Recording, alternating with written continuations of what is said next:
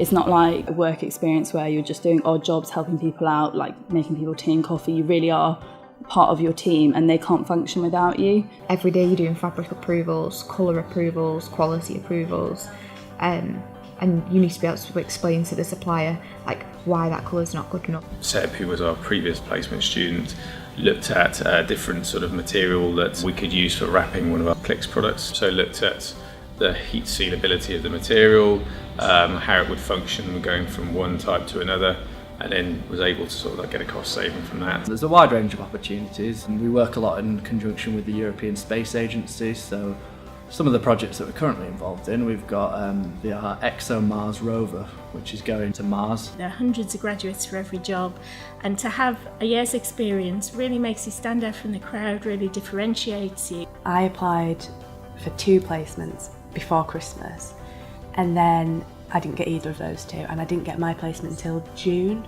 of the year after, so I didn't think I was doing a placement. I sort of thought even if I don't get it, it is still a good experience to have that interview. I went to a Made in Manchester event and then got speaking to Basil there. We have 3 industrial placements in our buying team alone, and our kids were. I think out of the 8 buyers that we've got on that team at the moment, 7 of them came from industrial placements. We've got a really great foundation of them to get an understanding of what our business is, what the environment is, to actually just get a true understanding of the fast pace. It's an ideal fit for a materials science student to come across, so to practice their sort of skills, and we get a really useful resource to work with. How to interact, how to establish relationships and work in part of teams is also going to be important. If someone's unsure, they're studying buying and merchandising, they really need to think where their skills lie. They're more analytical, and obviously that's the merchandising route.